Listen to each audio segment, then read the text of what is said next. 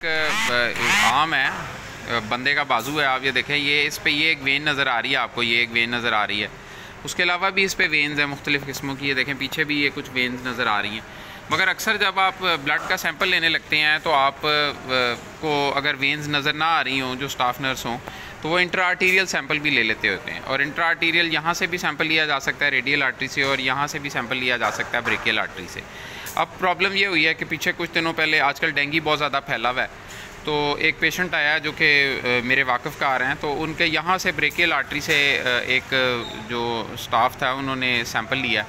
हमेशा याद रखें कि जब भी आप कभी आर्टरी से सैंपल लें तो सैंपल लेने के बाद आप उसको कम से कम 6 मिनट तक जो है वो प्रेस करके रखें, ताकि अंदर जो फाइब्रिन का प्लग है आर्टरी की वॉल पे वो बन जाए प्रॉपरली। और ये ना हो कि आप उसको ऐसे फ़ौरन ही छोड़ दें तो उसके बाद वो आहिस्ता आहिस्ता ऊज़ करके यहाँ पे सारा ब्लड जो है वो इकट्ठा होने लग जाए और कंपार्टमेंट सिंड्रोम हो जाए। अब वो जो पेशेंट था उसका इंट्रा आर्टीरियल सैंपल तो ले लिया यहाँ से, मगर उसके बाद उसके अटेंडेंट को या किसी को बताया नहीं कि इसको 6 मिनट तक दबा के रखें, क्योंकि ब्लीडिंग टाइम या क्लॉटिंग टाइम जो है वो 6 मिनट है। तो अगर आप प्रेस करके नहीं रखेंगे तो यहाँ से ऊज़ आने लग गया उसको, और आहिस्ता आहिस्ता पूरा बाजू सूजता चला गया और उसे शदीद तकलीफ़ शुरू हो गई पूरे बाजू में। अब जब वो तकलीफ़ शुरू हुई तो उन्हें ये अंदाज़ा हुआ कि जी उंगलियाँ नीली हो रही हैं और काम गड़बड़ हो रहा है। तो उसी वक्त उन्होंने फ़ौरी तौर पे हमें बताया, और हमने फ़ौरी तौर पे सर्जन जो थे उनसे रब्ता किया, और उन्होंने फेशियोटमी कर दी यहाँ पे, ताकि वो जो कंपार्टमेंट सिंड्रोम हो रहा था वो रिलीज़ हो गया,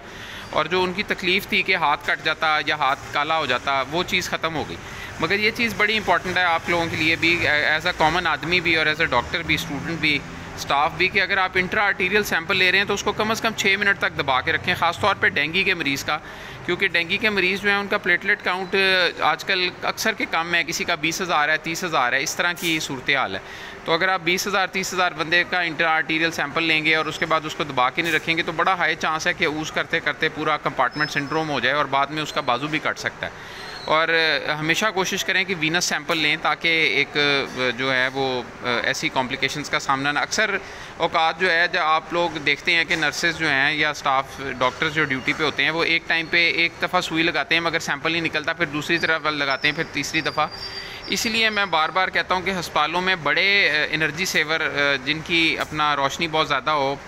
वो वाले लगे होने चाहिए अक्सर वार्डों में, ताकि जो वेन्स हैं वो बड़ी क्लियरली नज़र आएँ और सैंपल लेना आसान हो। अगर यहाँ पे डिम लाइट, मध्यम लाइट, जैसे कोई कैंडल लाइट, डिनर वाली लाइट होगी तो उसमें सिस्टर के लिए सैंपल लेना इम्पॉसिबल हो जाता है। तो इसलिए अस्पतालों में जितने भी एमरजेंसी हैं, वार्ड्स हैं, वहाँ बड़े बड़े एनर्जी सेवर जो हैं सीलिंग में लगाए जाएँ, ताकि एक जो मरीज़ हैं उनका सैम्पलिंग आसान हो और एक ही दफ़ा की प्रिक में खून का सैंपल निकल आए, बजाय इसके कि बार बार सैंपल लेने पड़ें और मरीज़ों को भी शिकायत हो और एक मिस टेस्ट भी क्रिएट हो।